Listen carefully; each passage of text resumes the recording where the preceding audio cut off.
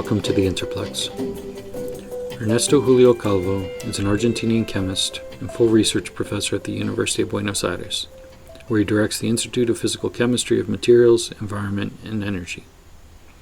He's also a member of Argentina's National Scientific and Technical Research Council, CONICET, a federal agency that coordinates scientific research.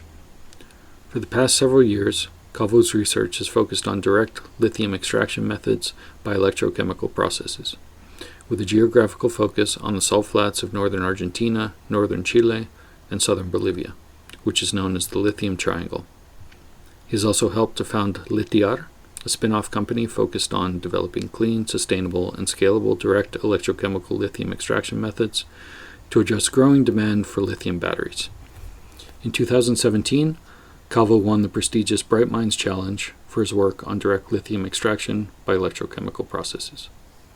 In our interdialogue, which was recorded during a visit to Calvo's laboratory at the University of Buenos Aires, we covered a range of timely and important topics related to lithium extraction and the need for more efficient, scalable, and sustainable ways of mining, refining, and utilizing lithium within the socioeconomic context of an increasingly prominent global electromobility sector and a geopolitical context that supports an energy transition away from fossil fuels.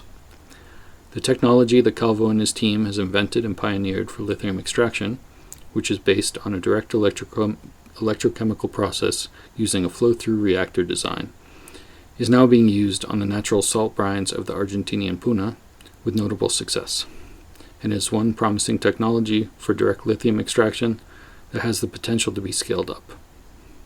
We began by speaking about the advancements in his research and its applications since winning the Bright Minds Challenge in 2017. Since winning the Bright Minds Challenge, what's happened since then? Were you able to set up a pilot project? Or? Yes, we now have a small-scale reactors like these ones, with a minimum investment just to answer all the questions and see what the key parameters are. Okay. So after that, all in all, we have published 30 papers. We have 4 patents in Bolivia, Argentina, Chile, and China. And I supervise 24 PhD theses. 4 of them particularly on lithium extraction or lithium batteries. There's only one guy that was just completing now this year. And that's all. And so now I have an engineer, you will meet him, working with us, trying to see what are the critical parameters to scale this up. Now, at scaling up, it's a question of investment. We need more money, and that's why we are spinning off this company. Well, this is how it works. It's like the battery in your phone, okay? In the sense that we have 2 electrodes, which are like sponges. One takes up lithium, the other takes up chloride, and then we change the solution, the brine, with a recovery solution, which is a diluted solution of lithium chloride, and we just increase the concentration by pumping ions electrochemically. So our reactant are electrons, so it's very clean. So we don't use any chemical, nor neither we produce any waste. Doesn't consume any water. The water we consume is just rinsing water, things like that. Then it's put back. Yeah. Into the... And then you can eventually use reverse osmosis and recover the water. Okay. Think of a very high altitude, 4,000 meters above the sea level, very dry condition, very high UV radiation, and it's a desert. So desertic landscape, you evaporate water, and this is a crime. And these are coming from aquifers? Or where does the water come from? It's not clear if this is fossil water or comes from aquifers. Okay.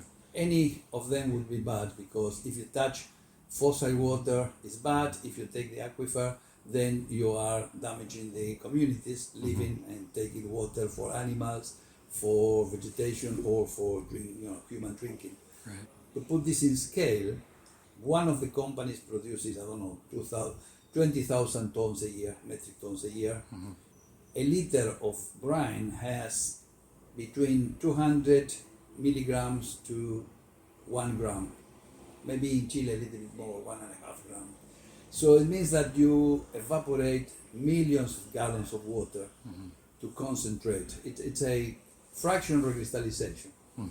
So you have these ponds and very shallow ponds that during 18, 24 months evaporate water, and there is a precipitation first of sodium chloride halides, and then sylvinite, which is a mixed potassium and sodium chloride, and then carnallite, which is magnesium potassium chloride, and at the very end you get this supernatant rich in lithium chloride, which is first you separate magnesium and calcium, and precipitate lithium carbonate with soda ash, with solvent.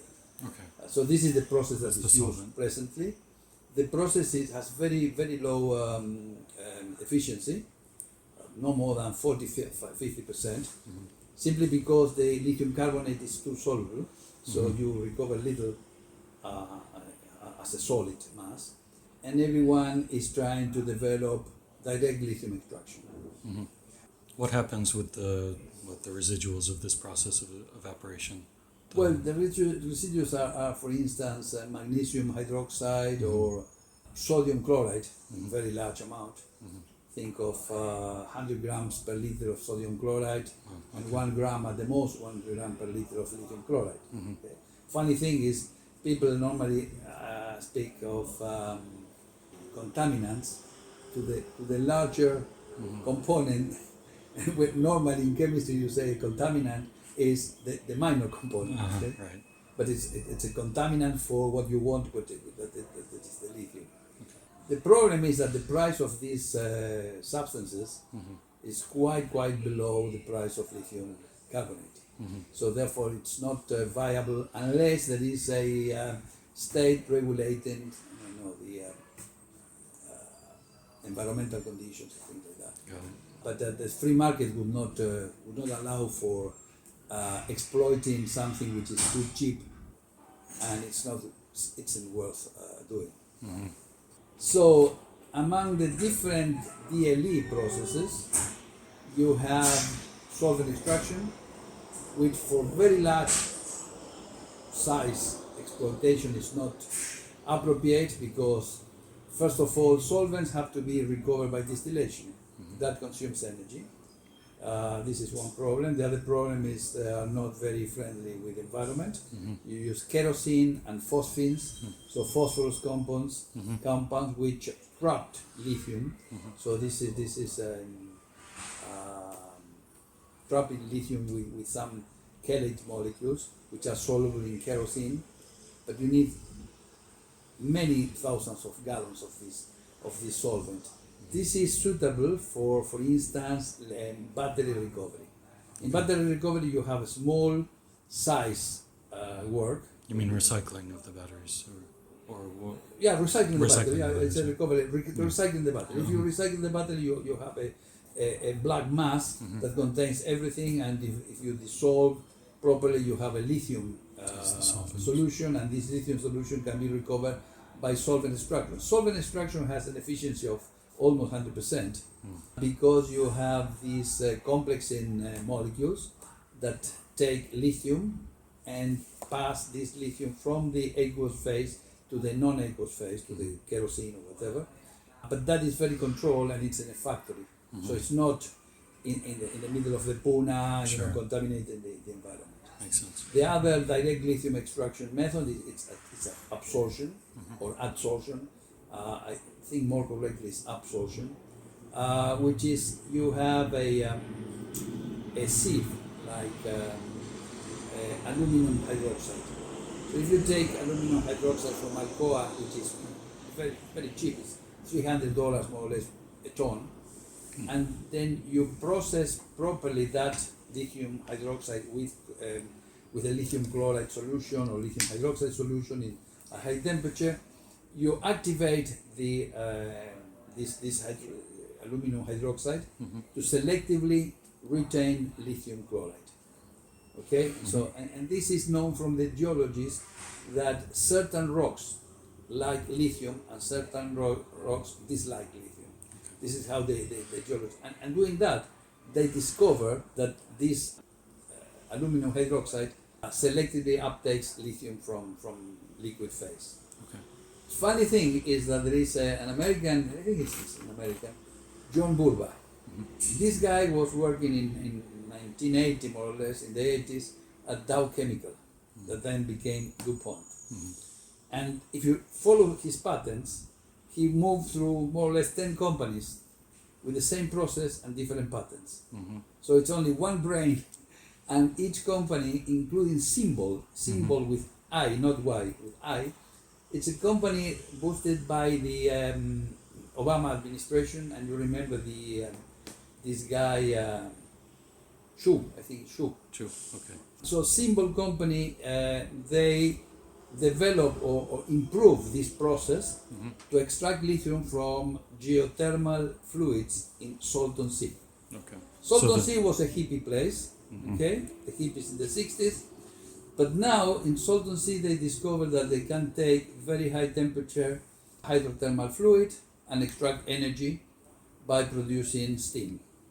So But- the absorption process is But most appropriate then for the they have a geothermal. fluid that comes with some lithium. Got it. Very little concentration, no more than perhaps 100, maybe 200 ppm. But so they developed this absorption method. The other funny thing is, Symbol went to bankrupt because Elon Musk wanted to buy it, Oh boy. and they wanted more than he was prepared to pay, and he said, "Fuck off." Okay. And he just did it on And his own. you know, and they couldn't continue because they couldn't raise enough capital. But it was very well. So this guy was also in this company, and now he has his own company that is called Battery International or something like that. Okay. But the process is the same. He knows how to make pellets of this aluminum hydroxide. These are porous pellets that you put in a column. Normally, if you go to Catamarca, Livent, or whatever the name is now because they merged. Livent, I think, comes from Lithium Ventures. It was previously FMC. And they have 25 ton columns, Oh wow. 400 tons in total to extract lithium. So this is a layer compound. So these are layers of aluminum and oxygen atoms. So you have a ring of oxygen atoms above and on top, and the lithium comes with a chloride inside, and the lithium loses the hydration shell, the water associated with it, and enters into this intra-plane space. Okay. And the magnesium cannot do that, simply because to remove the water from the magnesium ions, what is called the hydration energy, is too high. It's something like almost 3,000 kilojoule per mole, and lithium has 500. Okay. So it's more easy for the lithium to come inside than the magnesium, so it's very selective. And this is being used now. Now, this is the capture of lithium. Now, you want to recover it, and you recover it with water. The illusion is with water, but you cannot recover too much, because if you remove all the lithium from this structure, the structure collapses and no longer sieves the lithium. And therefore, you end up with a dilute solution of lithium chloride, and then you have to spend energy to concentrate, normally by reverse osmosis. Okay. The problem is that you use a lot of water because you have to remove a little bit of lithium each time, so it's water consuming.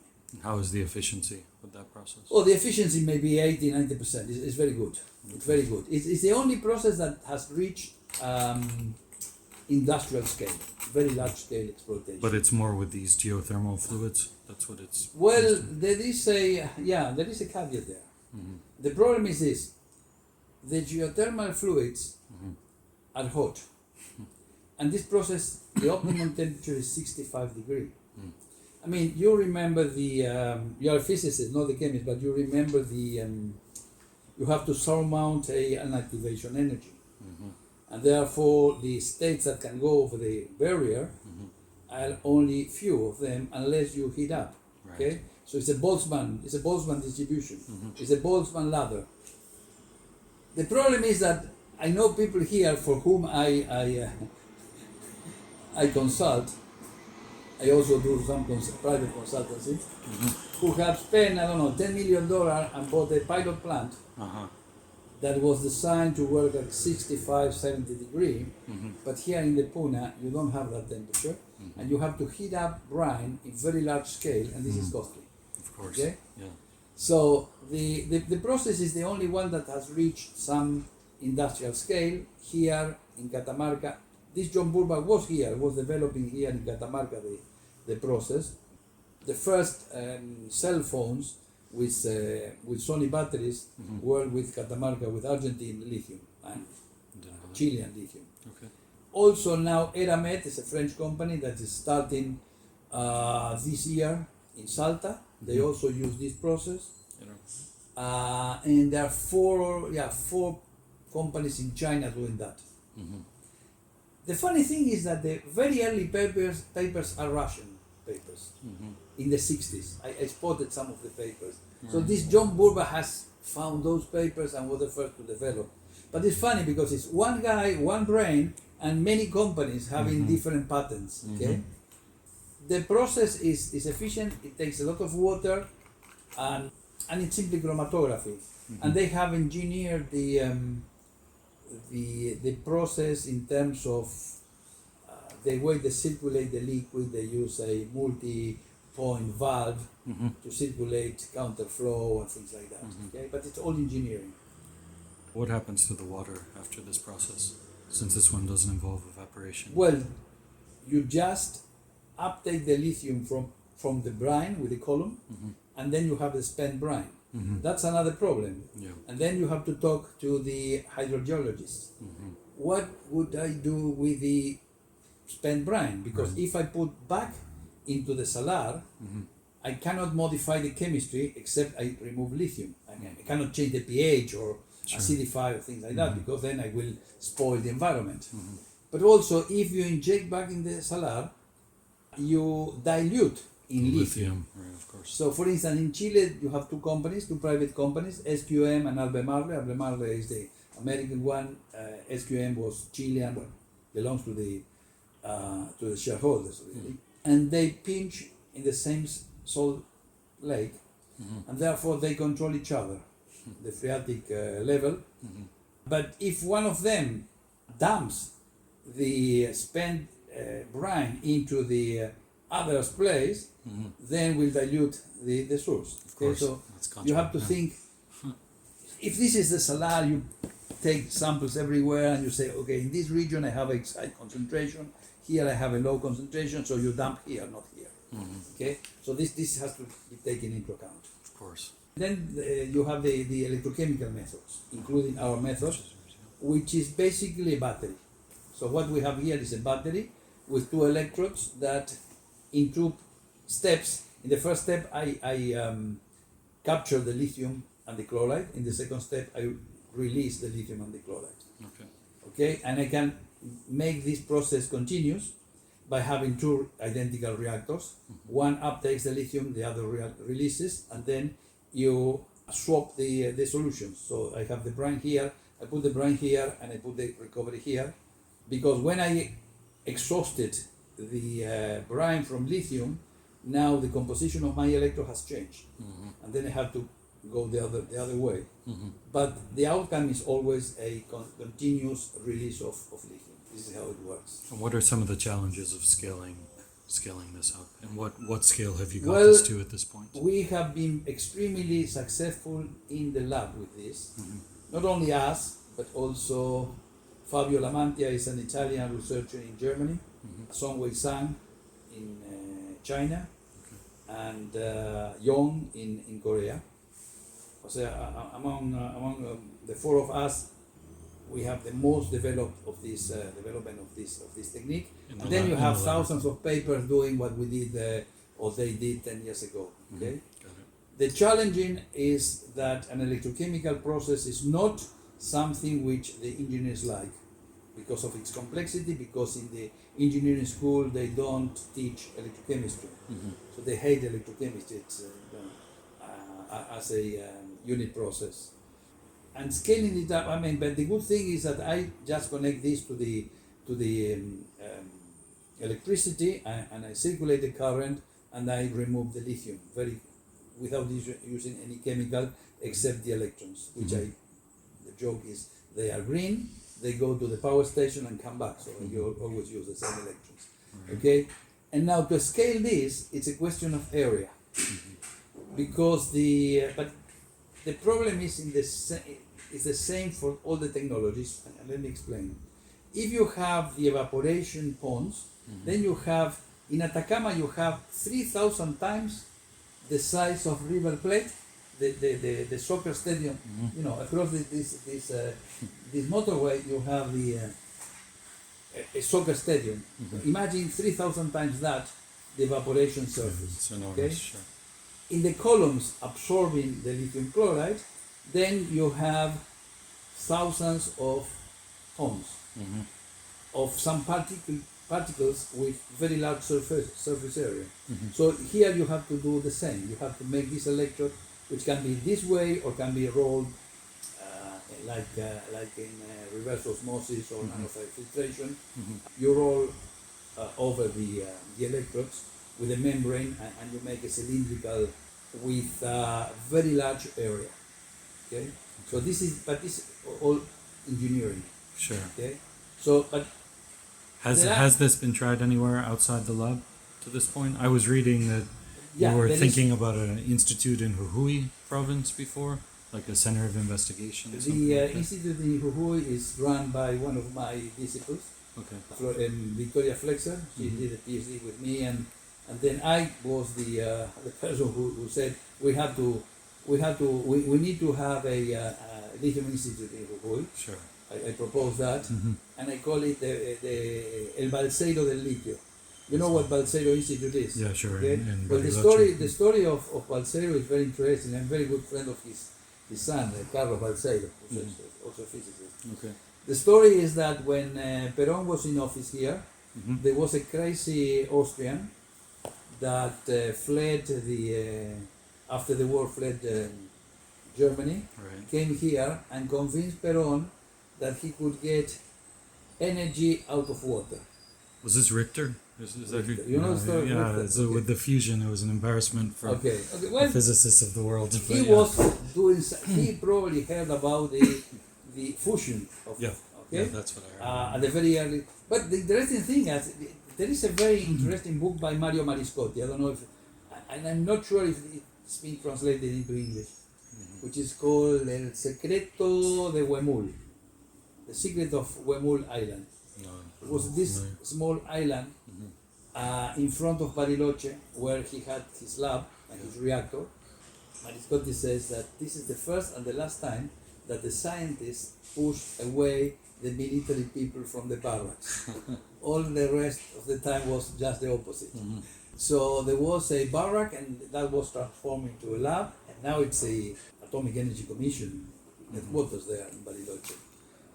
The interesting thing is that Richter was not very serious scientist, and he had an assistant, and they were watching the spectral line of hydrogen.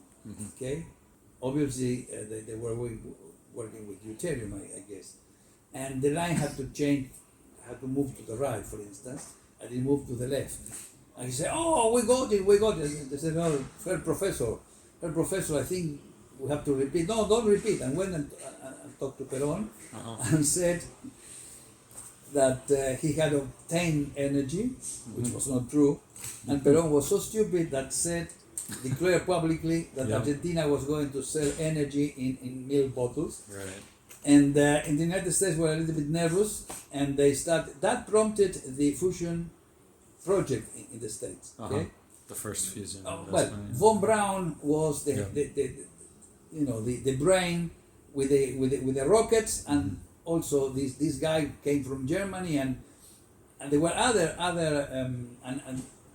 there were several other Germans here that started things. But And then they were planning to bomb Buenos Aires from Rio de Janeiro. So it was a very big thing. Wow. At that time, there was a physicist here, Gaviola, who was very clever, and he realized that science became power after the atomic bomb. And he realized that if Argentina could offer a peaceful environment to do science, this could develop the country. Okay? But and he talked to the people in the army and in the navy, and the navy offered Heisenberg the position of head of telegraph office. So stupid thing. Head of telegraph office. Yeah. Okay. Anyway, Heisenberg wouldn't come because he was in England. The British wouldn't allow him to come, Yeah. and he wouldn't come anyway to be the head of the telegraph office of a South American country. A strange story. But Okay. if that happened, when I started in the early 70s my career, maybe I took physics 1 with Heisenberg as an Maybe. old guy. So I knew this story that Antonio Balseiro was the only nuclear physicist, Argentine nuclear physicist, and he was doing a postdoc in Manchester in the UK. So Perón needed to, wash face this scandal. So he nominated a committee with some scientists and a priest and obviously some army officer, and they brought Antonio Balseiro from Britain. And Balseiro was very clever because he thought, this is beautiful place, Bariloche, it's very far away. Any turmoil, any political disorder here would take weeks to reach that place. So he started some physics schools in Bariloche to develop this. And it was very interesting because Argentine physicists in the 50s were playing with neutrons, with electrons, and they bought a cyclotron, small cyclotron from the Netherlands. But you can imagine that only Russia, the States, and Britain had this technology, right? access to the nuclear technology. And Argentina too, because these guys were... And this institute is a world-class institute and has been very, very successful. They have a very high standard to get in.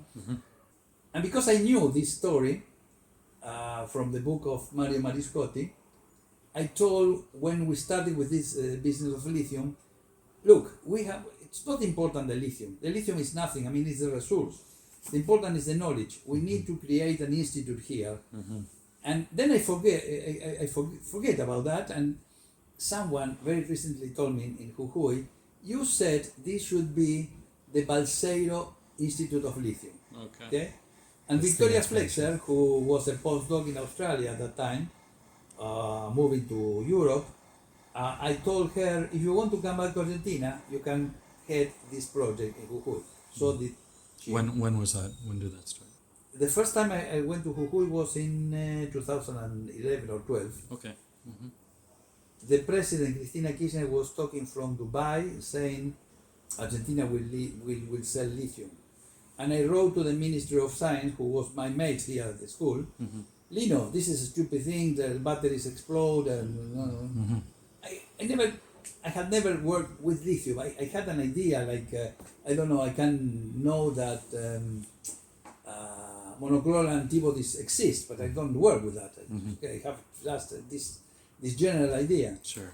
And we went, and Lino told the president, the minister told the president flying back to Argentina about our conversation, and she said, please organize a meeting in Jujuy. So we went there, and then we discovered what was that about. The immensity of these salt lakes, the evaporation, and we started to learn. And if you have a trained brain as a scientist, you can adapt and very quickly become world leader from nothing to be the expert. Okay, this is what we did. Okay. Now, why it was because you mentioned the institute in Jujuy. Have you been there?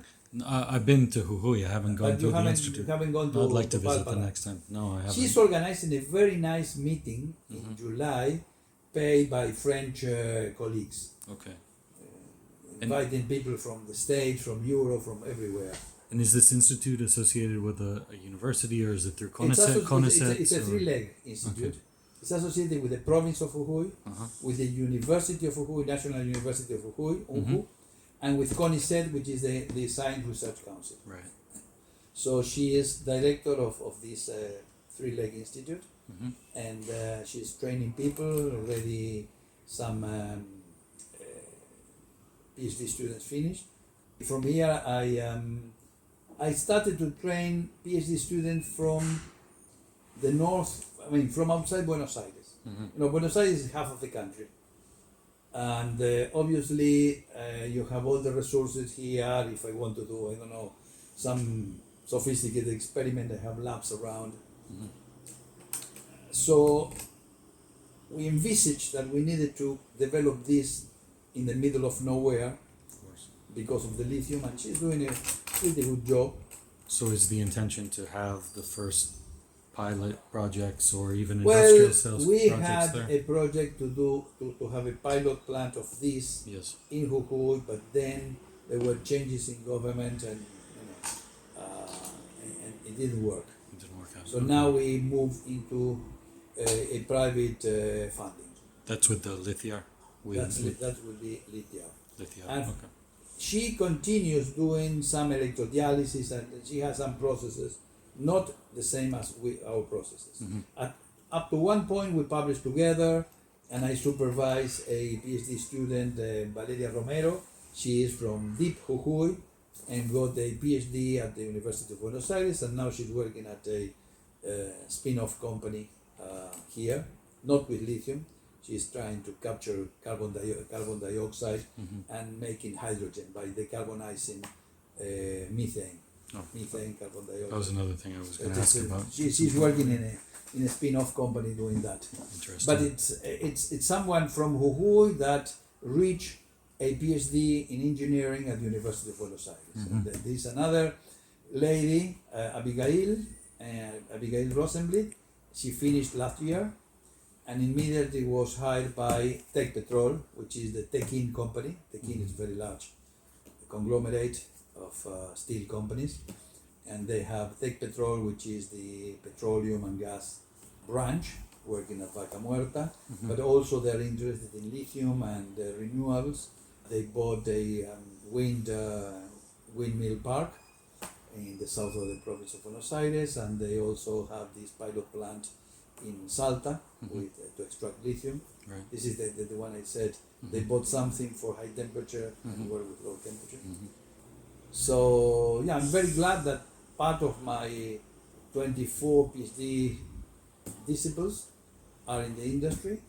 For instance, Claudia Danilovic, she is a researcher at the Harvard Physics Department with Mara Prentice, working with Mara Prentice there. What's her name?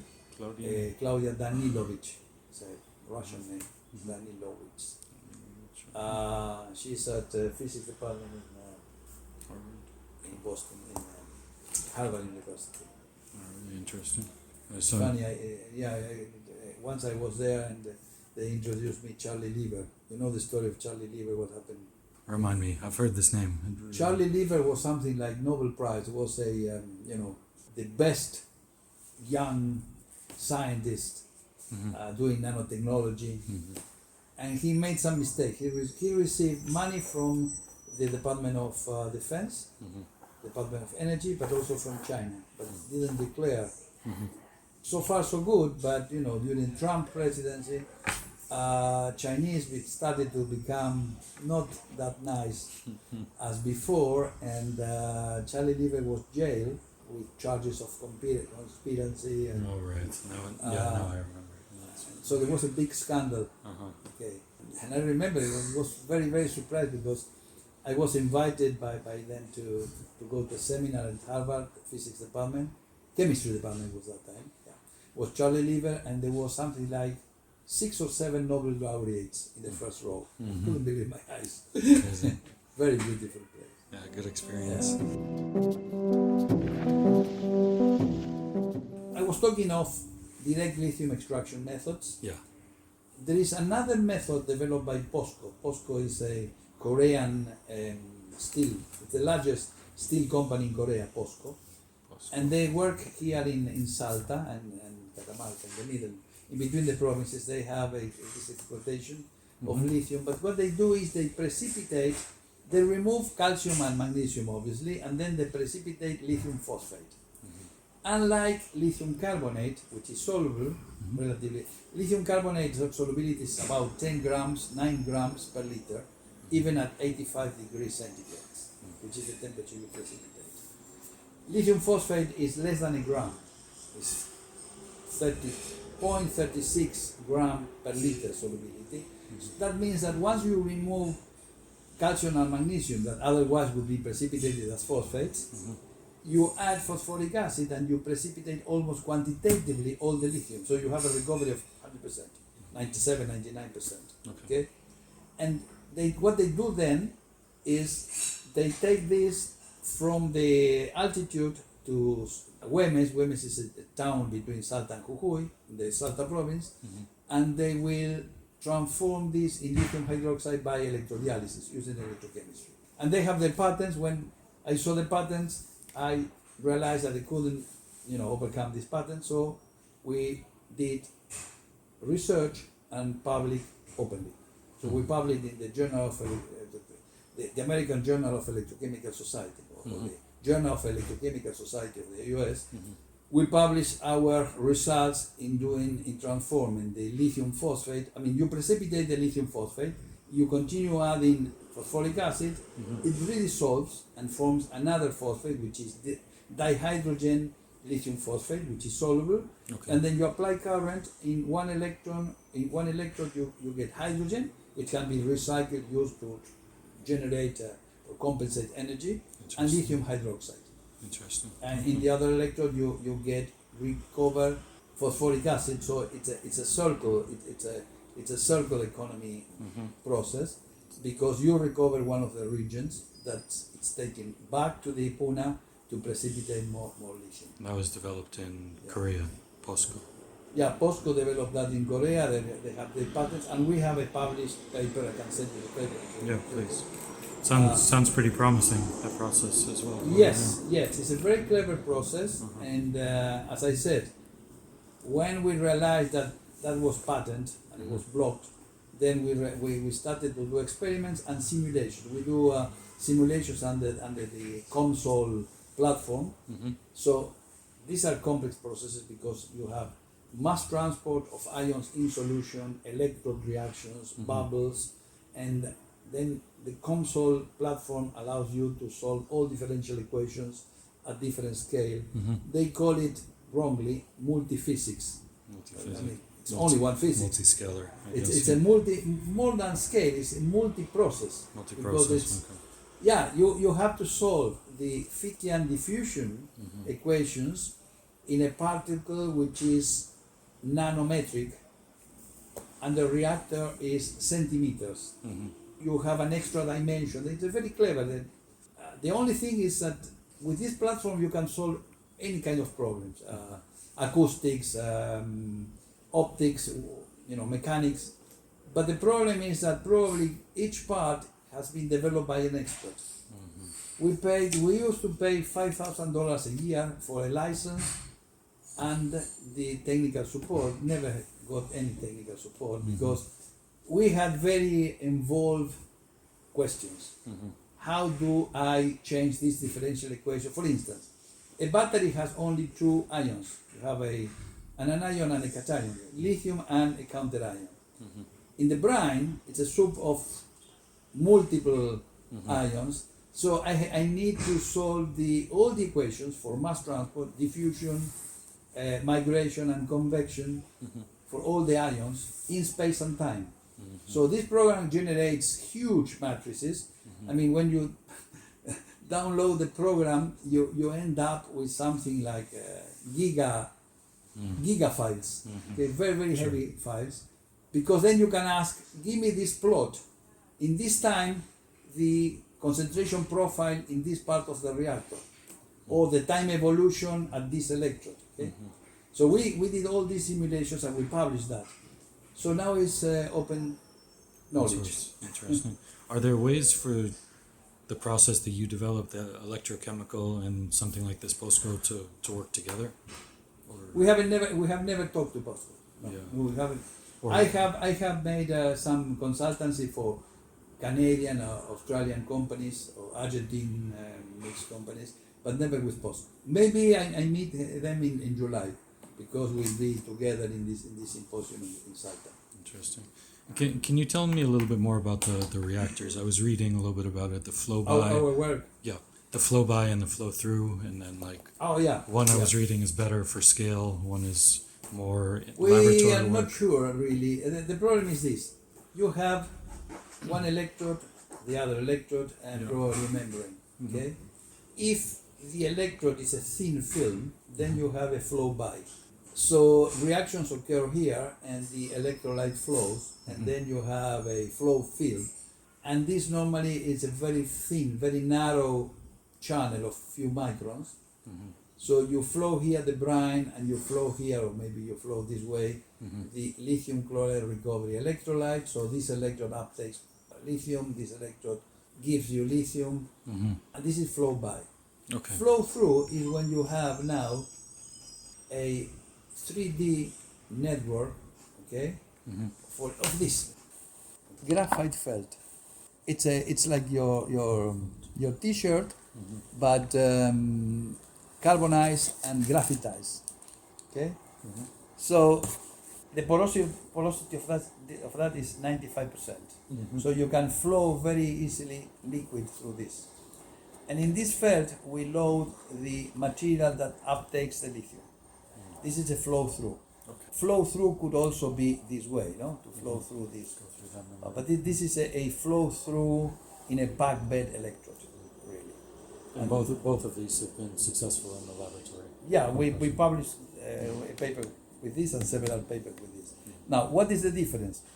We still haven't published, but we have developed a simulation for the process where I take this and then I ask my student, now this make it thicker and thicker and thicker, and in the limit you will be in this situation. Okay? So, because you see, in this situation, in the flow by, in the porous structure containing the LMO, lithium manganese 2 oxygen 4, or LFP, lithium iron phosphate, these are sieves for lithium. And these are electromaterial, these are battery materials. Therefore, here you have a porous structure with a stagnant liquid, and the liquid here is flown.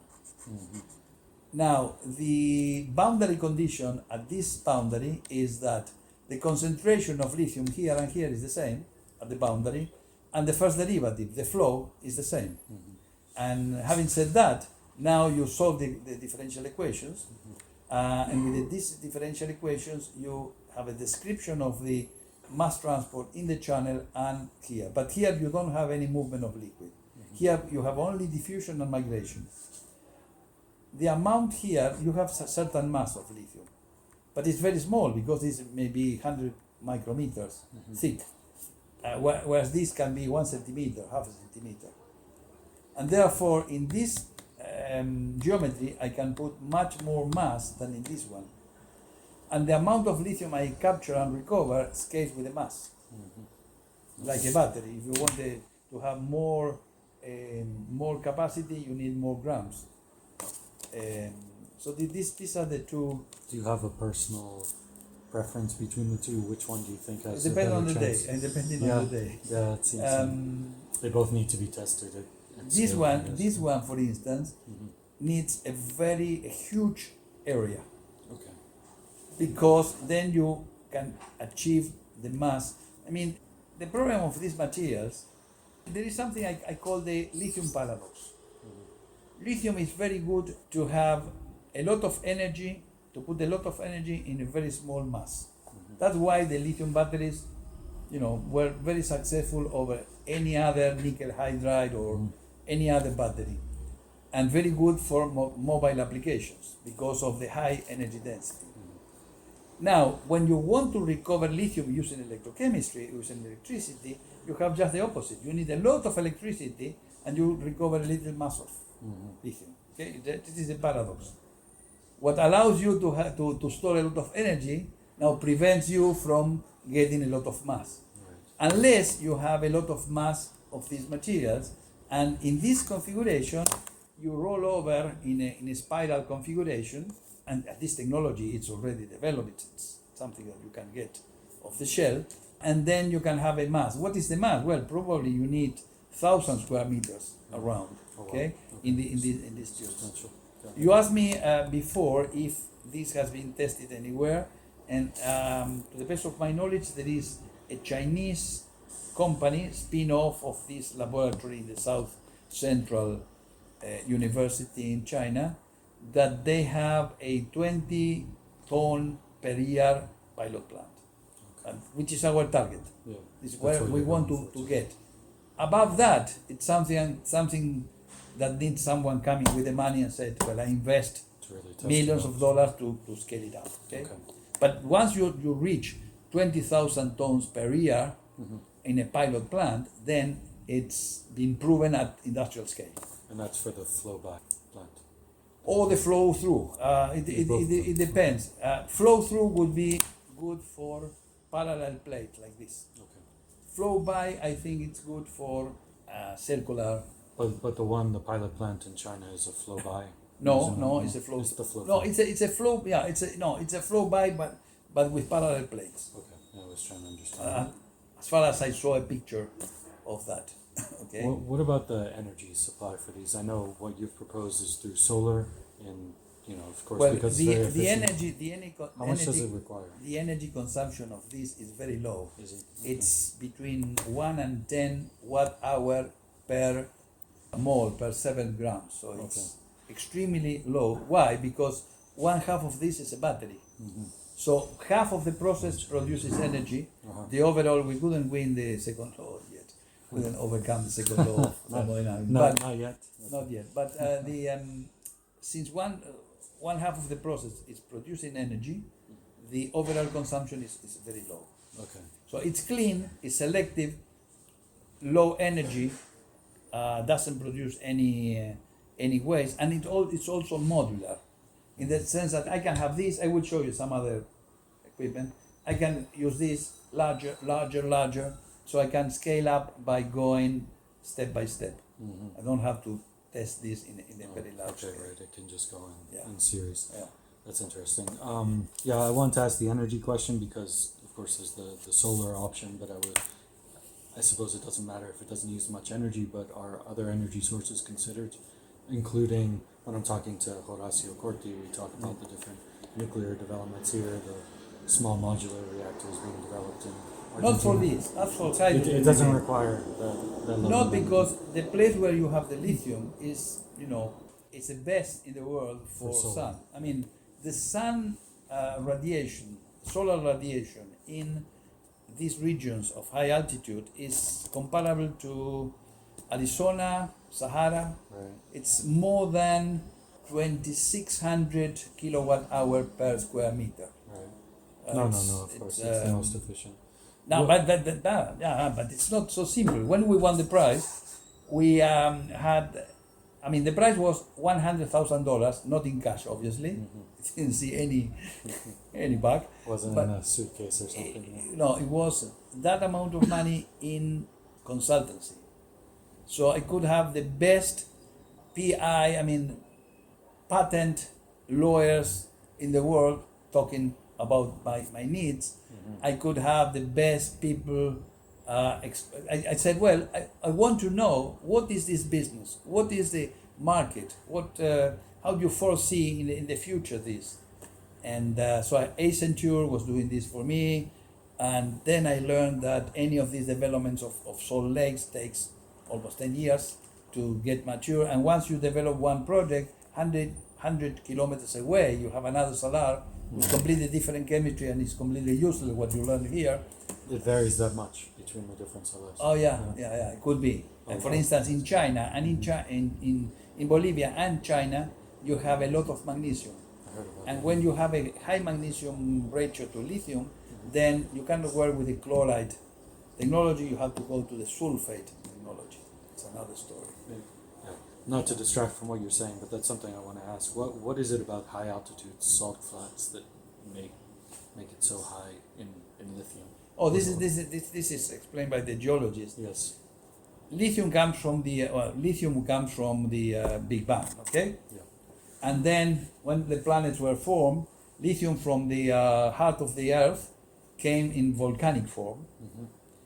And these areas in the Lithium Triangle are endorheic basins. Mm-hmm. That means they don't wash to the sea, are internal basins, Mm-hmm. with a lot of solar evaporation. So what happened is water streams and rivers brought this lithium containing liquid to the valleys, okay? So you had a valley, and now this valley is completely covered, and what you see here is a flat salt lake, okay?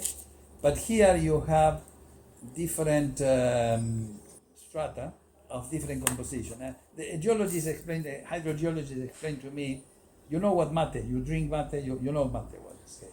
Imagine you want to drink mate and you fill the mate with dulce de leche. You can nothing, okay? So this is what happened when you have here a very non-porous layer, okay? So you have to put your pipe until you get to a place where it's very porous and you can suck the brine, okay? But this, the formation is as they explained, is like this. During millions of years, this was getting cover, until you get the flat land here. And did this have to do with the volcanic activity? in the Well, area as maybe well? there was a volcano here, Yeah. and then the lithium was coming Right. through the water to Uh-huh. here, okay, to lower altitude. But then it never got washed to the ocean. Never, which is never, what you- never got washed to the ocean. Okay, this is what they call endorheic basins, I mean, internal basins. Does the technology that you developed, does that work in other environments as well, including the geothermal fluids or Well, seawater or anything without like that? the aim of being presumptuous, I think that this technology works with any aqueous source of lithium, including seawater. In seawater, there is 10,000 less times lithium than in the brine. Mhm. However, the Japanese have, studied getting lithium from seawater because, I mean, the battery had to run. Mhm. And if there is no lithium or there is a war and, they cannot get lithium from this plate. And it's very interesting because you know that it was a German chemist, Fritz Haber, Or what, for the Haber-Bosch process? Yeah. exactly. When he was old in the 30s, Hitler's time, he was obsessed with getting gold from the seas. The largest amount of gold is in the seas. So Fritz Haber convinced during Hitler's time, convinced the government to send to the 7 seas ships to collect samples of water to see how much, gold was there. It was not practically from an economic point of view. Sure. And the same with lithium, because it's 10,000 times less than in the salt lakes. So this is one source. In geology, I learned that there are resources and reserves. Oh, reserves, yeah. Okay. Okay. That's what you're trying to say. For reserves. instance, Bolivia has the largest resources. Mhm. However, the US Geology Survey doesn't reckon any reserve in Bolivia for political reasons. I mean, because they are not available to them. Okay, so the difference between, in theory, a reserve is something that economically and technically you can get. A resource, so lithium resource, the largest resource is in the sea, but it's not a reserve. But it's not a okay? reserve, right? It's That's not exploitable. political. That is, the laws of physics.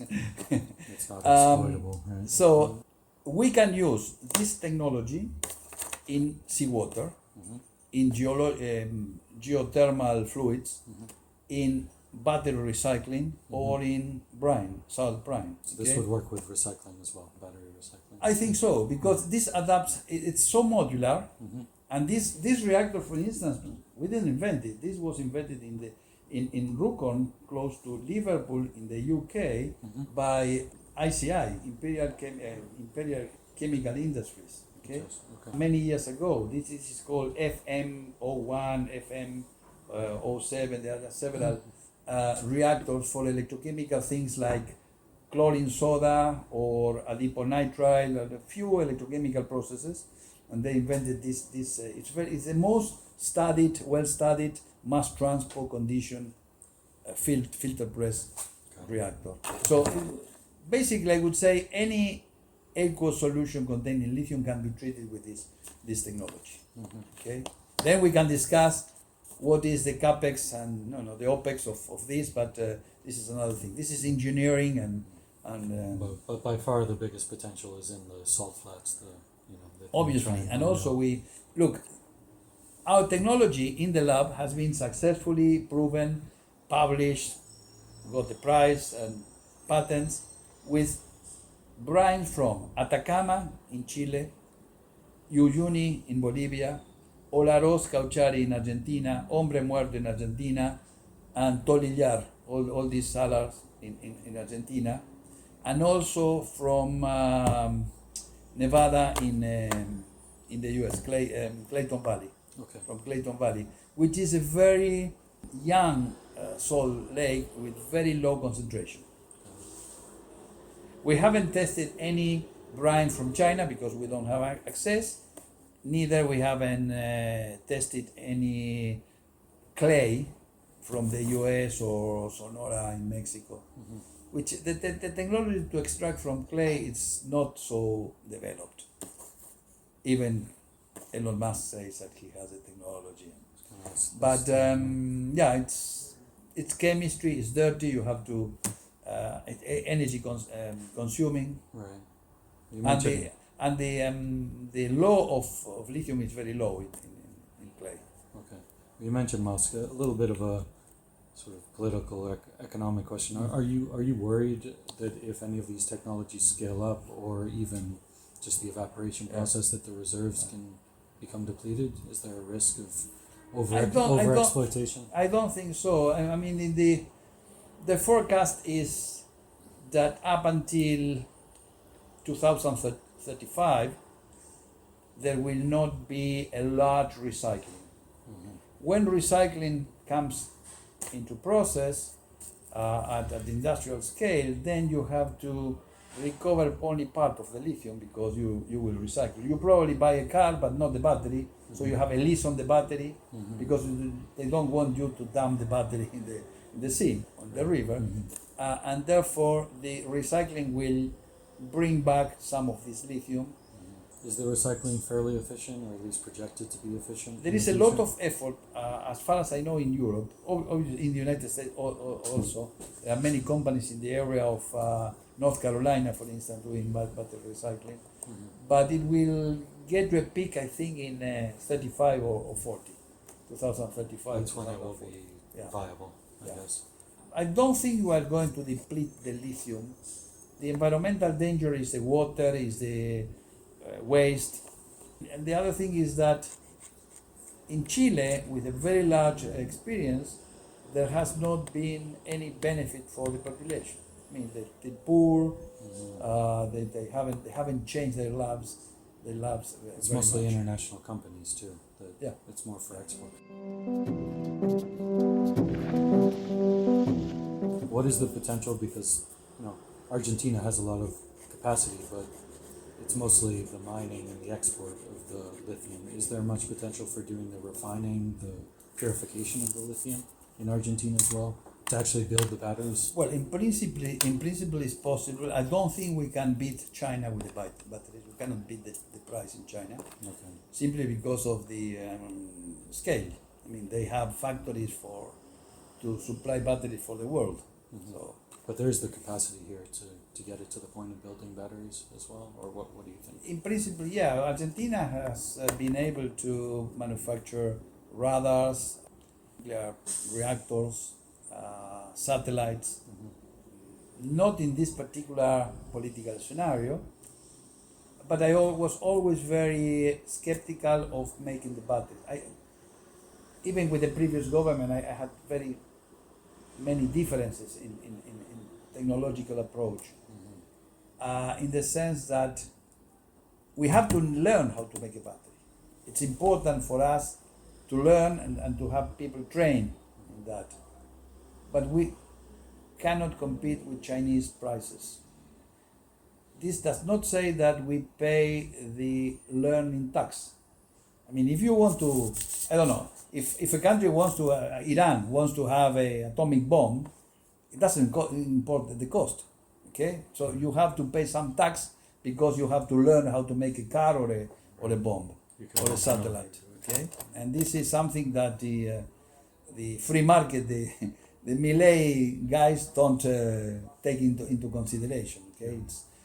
There is not a free market for everything. Look, is there a free market for a high-tech chips for China or the States? No, there is no. Clearly, there are political barriers. Said, no, you Chinese, you cannot have 3 nanometer memory chips, and they try to, bend the rules and find the ways. With the batteries, you can say, but first of all, you have to think the size of the country and the market. We can make batteries. Whom are we going to sell these batteries to? Okay, this is the first point. And it cannot be the state. It has to be some private company. Why a private company, with all the support from the government and everything, will make batteries if they don't have a market? I mean, all businesses start with the market and then with the business, with the technology. So I think that we have to learn how to make batteries, and more importantly, we have to learn how to extract lithium. And I have written some paper, and it's in the media, that the technology for me is more important than the lithium.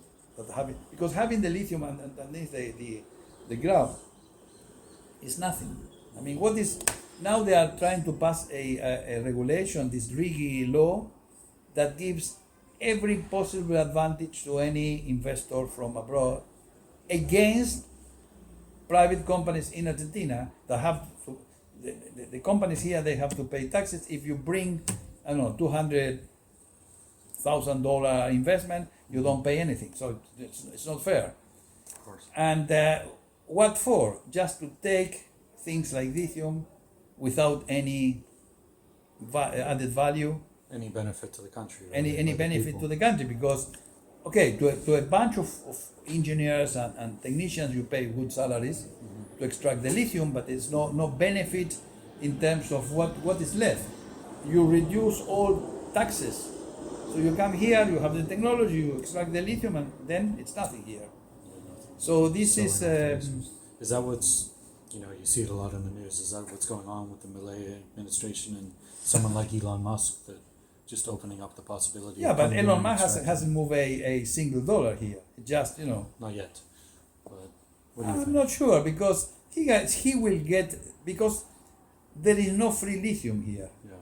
Okay? Mm-hmm. The lithium belongs to someone, to some, and probably international companies. Yeah. It's very, very interesting. There is an article from Andrew Sadi Kennedy. It's his master thesis for international business or international affairs career from the Kennedy School in Harvard University. His father is Argentine, because it was very strange. He called me on the phone once in summer and spoke very Buenos Aires accent, Spanish. And he said, no, my father is Argentine. And it's very interesting because he's done a very critical analysis from the U.S. point of view, from the U.S. government point of view. This was paid by the State Department, I think, of what is the geopolitical struggle between China, the United States, and what are the opportunities. And he concludes that the best place for the U.S. to invest is Argentina, because there are no regulations. You can do whatever you like. In Chile, for instance, they pay 40% tax for the lithium, because they pass a regulation that if the lithium price, the lithium carbonate equivalent, which is how you measure the lithium, is above the price, international price is above $10,000 per ton, then there is an increase in the tax to reach 40%. And the companies have not left Chile. They are still there because it's a good business. So, And in theory, that benefits the country, Chile. oh yeah, and they also have to invest in a scientific research center, and they have to. Okay. The thing is, I like the idea of adding value to the lithium. Maybe one has to think of making some lithium salts. No batteries at this moment, unless you subsidize the battery factory to compete with the Chinese. A clever thing for the Argentine government would have been saying to the United States, look, you don't like the Chinese here. Okay, come, bring your factories here and make the batteries here. Okay, and you give us some very qualified labor for Argentines in exchange of the lithium you get from here. And we give you more competitive conditions that to the Chinese. Things like that. This is You think that could work? Maybe.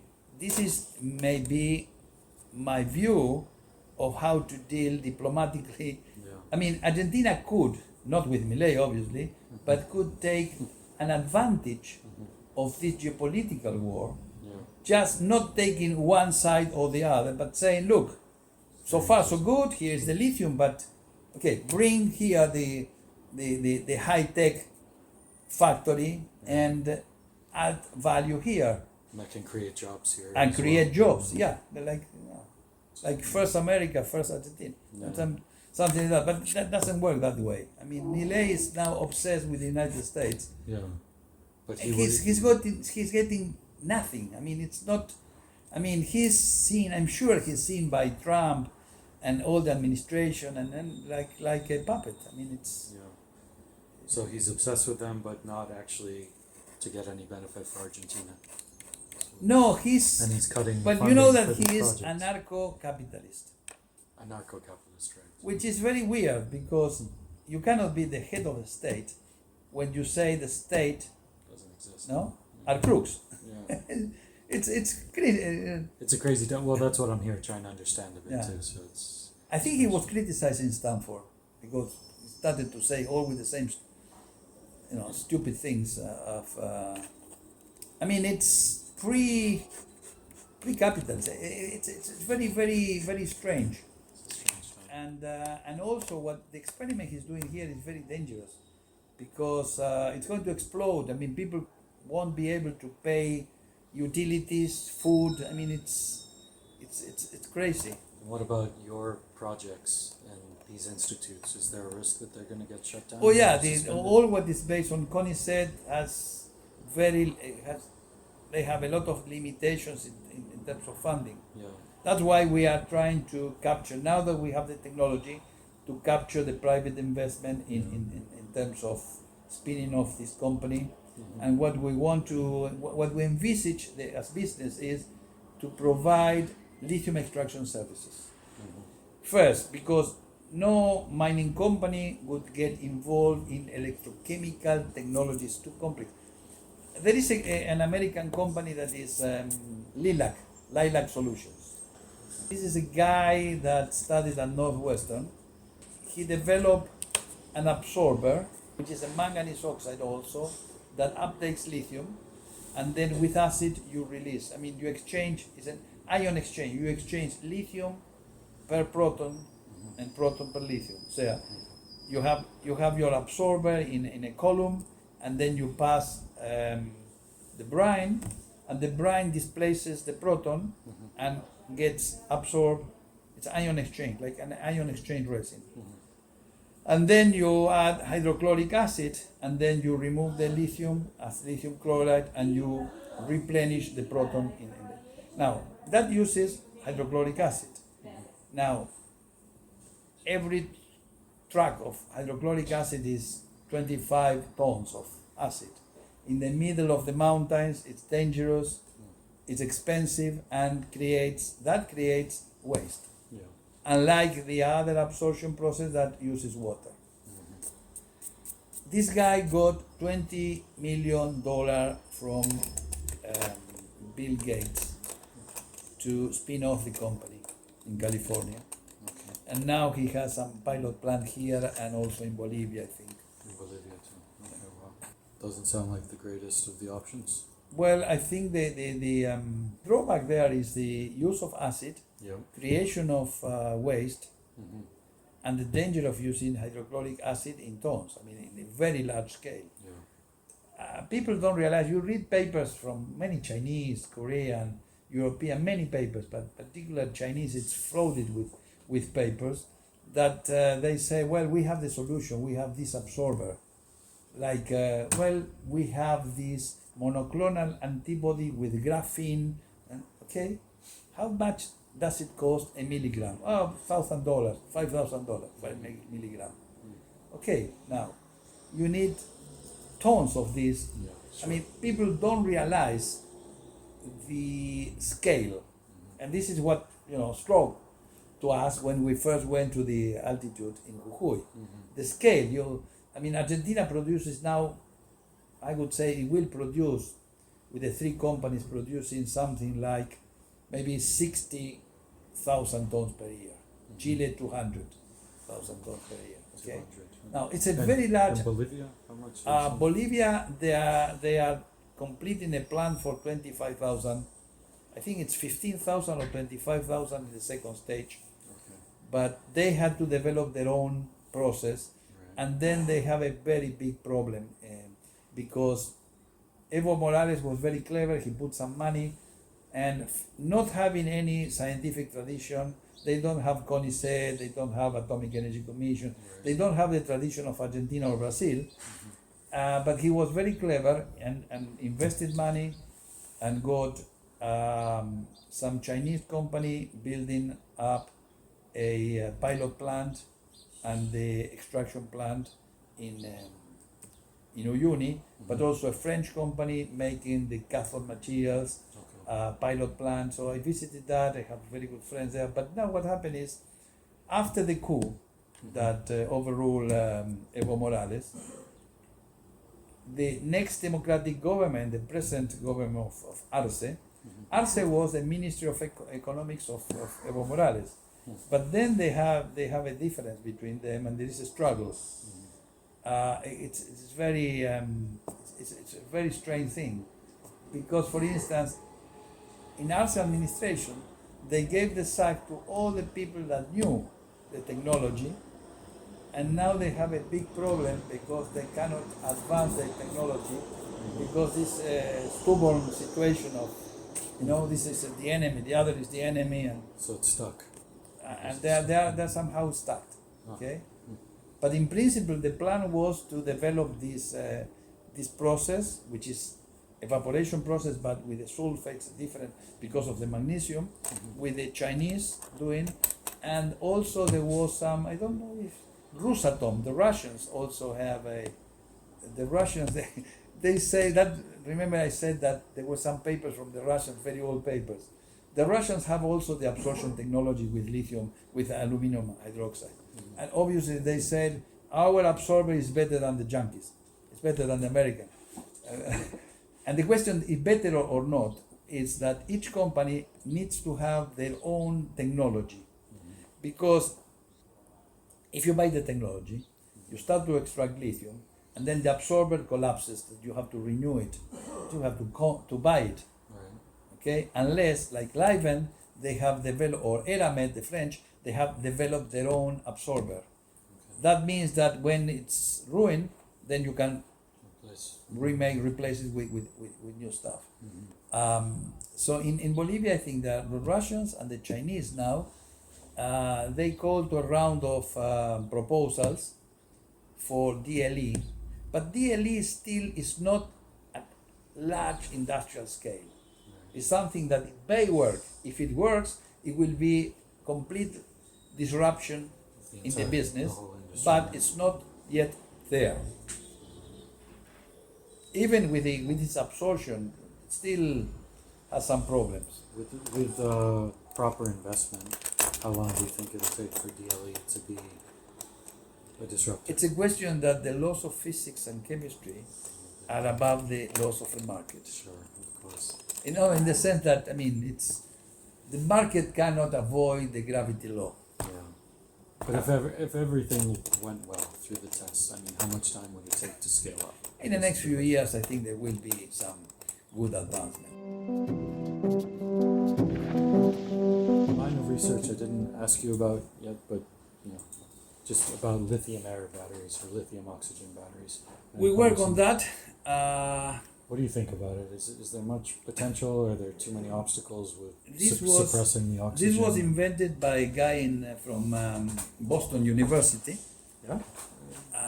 Everything Boston, for some reason. Boston University, okay, on the other side of the River Charles. Yeah, interesting. Well, anyway, he told me the story. He was using a lithium-ion battery, pouch cell. He asked his student to punch with a syringe and get some. He was using polypropylene carbonate, and he wanted to see if some propylene gas was formed. So said the student, punch with a syringe, get the gas, go to the gas chromatographer. Okay. Every time the guy punched the pouch cell, the voltage went to 3 volts. Then he was obsessed with that. All the calculations say, what happens is you are putting some oxygen and making lithium oxygen battery, and can be, a rechargeable one.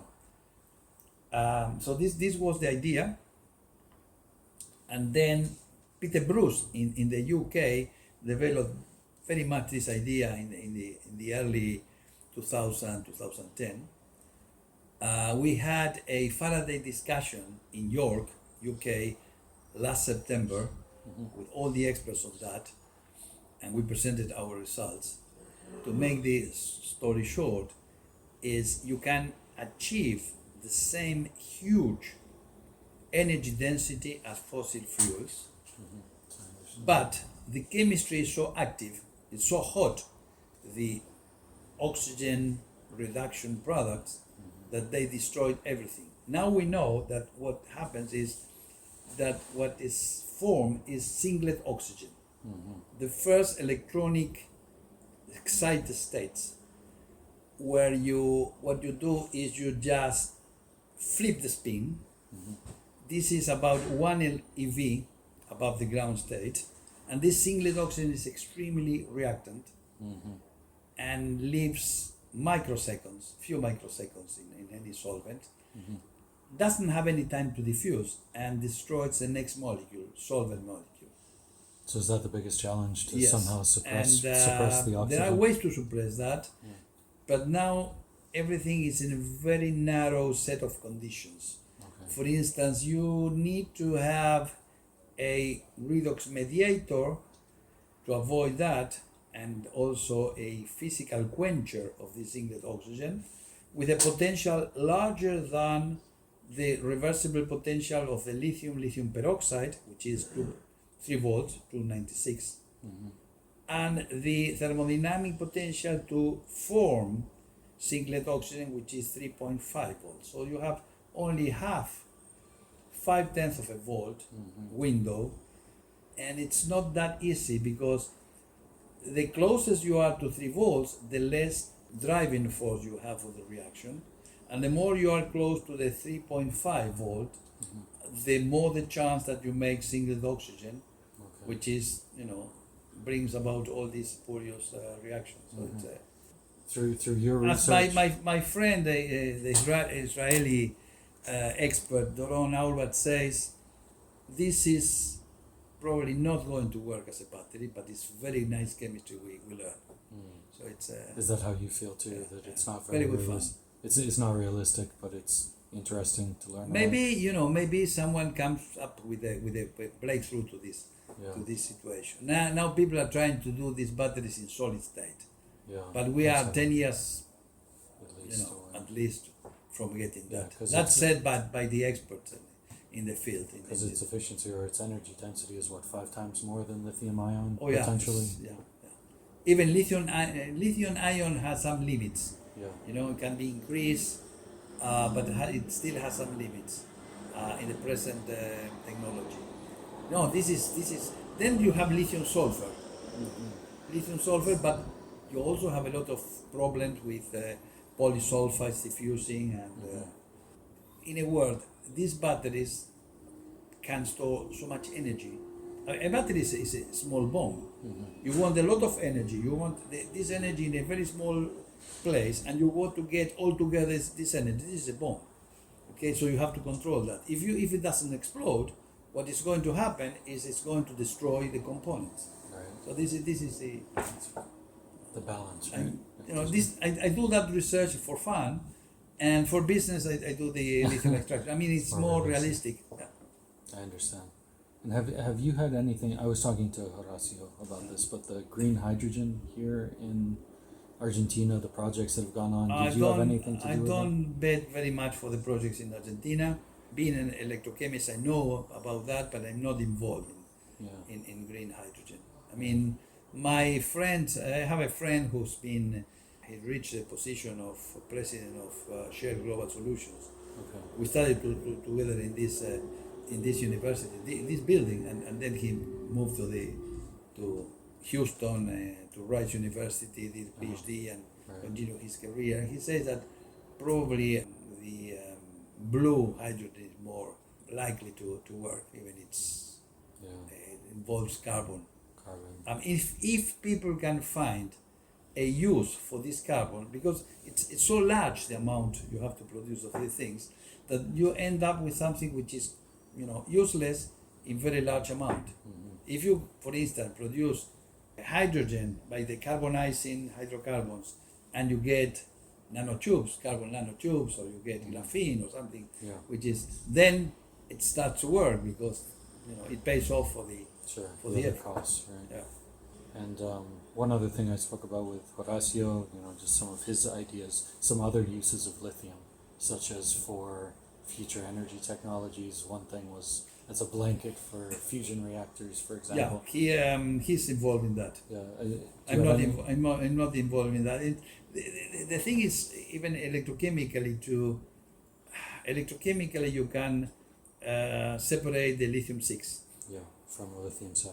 From the lithium-7, but it takes too many steps, because the separation factor is, I don't know, 0.005 or something like that. It's very small, so you have to repeat it. I heard from people in Bariloche a much more feasible way is to use some spectroscopic terms, what we call in chemistry spectroscopic terms. In other words, lithium, if you excite the 2s electron, you can put in different states. Now, the difference between the virtual states, excited states, of lithium-6 and lithium-7 is subtle, but it's... Now, if you can tune the lasers, now you can excite one and not the other, and only have an ion, a charged particle of lithium-6 and not lithium-7, and then you accelerate in the magnetic field and you separate. That seems to be probably more feasible. They're researching that now too. Maybe people are researching in that. Yeah, that sounds quite interesting. Do you see any other unconventional uses for lithium other than? Well, lithium has many. If you fly an Airbus, the European aircraft, it has something like 400 kilos of lithium, alloyed with copper and aluminum. Okay. So it has I have a... well, I guess why? Like, what is the great lithium? use of lithium? Lithium has very special properties because it's a small ion. Right. For instance, you know this where you cook, and then you have a thermal glass, that only heats up locally where you have the heat source. And this is because the heat conduction is extremely high for this glass, because it has lithium. So it's a ceramic with lithium, and because of the size of the lithium, which is very small, with very special properties. Also, it's been used in ceramics. Funny thing is, lithium is used for bipolar disease. Right, forgot about And that. if you take 1 kilo of lithium, would be, I don't know, $15.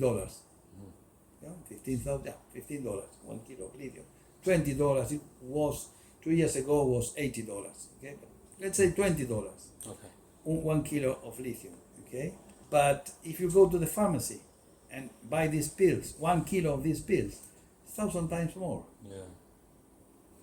because of the use. The only problem, the joke is, we cannot increase the market. The number of patients levels off. The demand there. So you have other uses for lithium. But do you see the main demand coming from batteries now and in the future? That's the main increase. Batteries for cars, okay? Because batteries for this was 2010, the big thing. A Tesla car has 15,000 of these batteries. The amount of lithium, okay? If you take into consideration, it may have 6 kilos of lithium times 5.3, you have 30 kilos of lithium carbonate there. Yeah. And this has probably half a gram of lithium.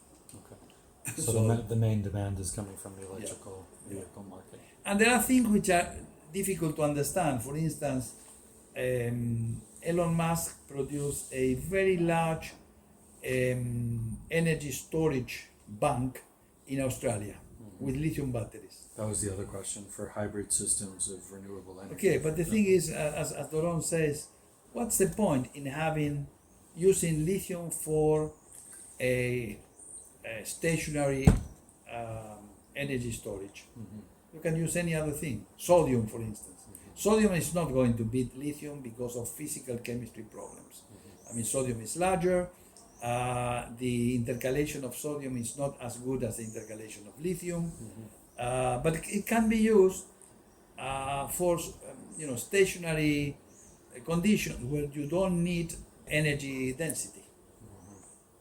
So Today, for stationary. Today the backup of any solar panel station is lead acid batteries, so still are cheaper. Sure. Or sodium or molten salt or something like that. Yeah, or redox flow batteries. Yeah. That's the other option. So I don't think that lithium is a choice. But why Elon Musk was doing that? Because he wanted to put down the price of the kilowatt hour.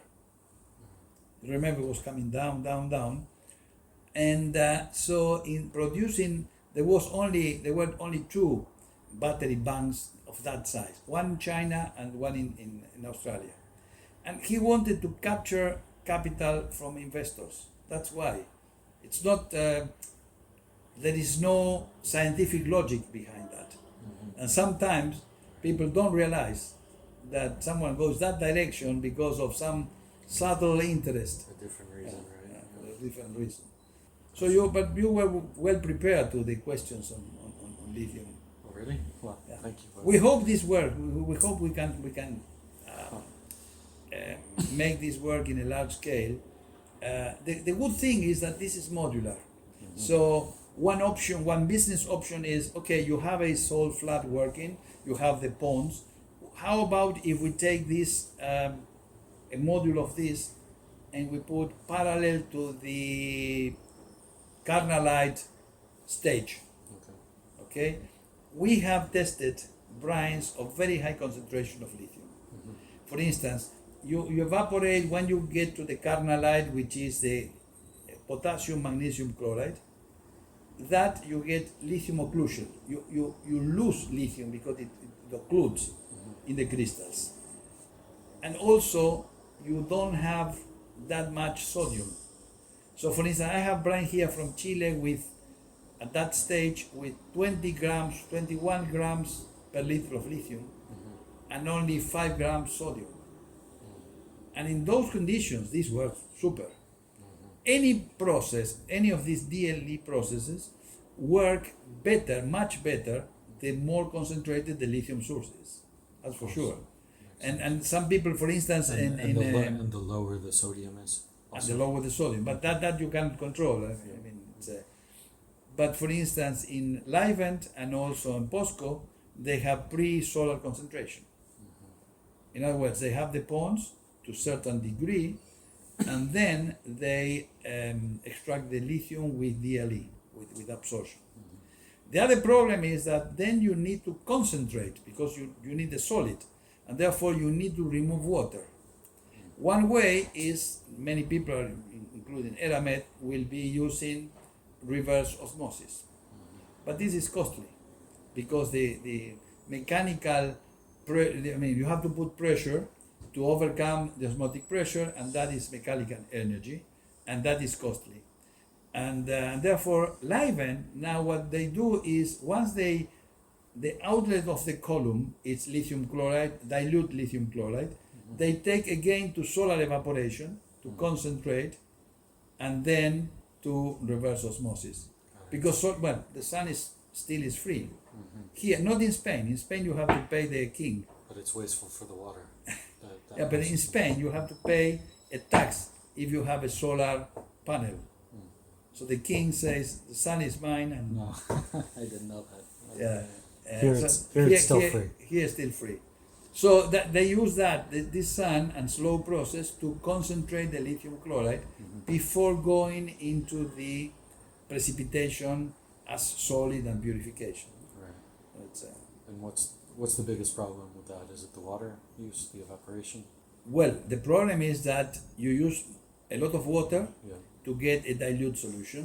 Then you have to remove that water to get the solid, and then you have to evaporate this water, or the best would be the reverse osmosis or nanofiltration, because you get fresh water or industrial water without touching the communities, and then you can buy social license by saying, look, we produce our own water. That makes sense. Because in concentrating, they don't evaporate the water comes back to other processes. Okay. So they can. Also, you could distill water by sun. You know, these devices where you have glasses with radiation, evaporation, and condensation of water. But this is for small scale. Yeah, sure. Industrial scale would be quite costly, I guess. Yeah, Makes sense. I hope it works. Yes, I hope so too. This is all really fascinating. Thank you. I think that covered quite a lot of interesting stuff. Is it still possible to see your lab? Yeah, of course.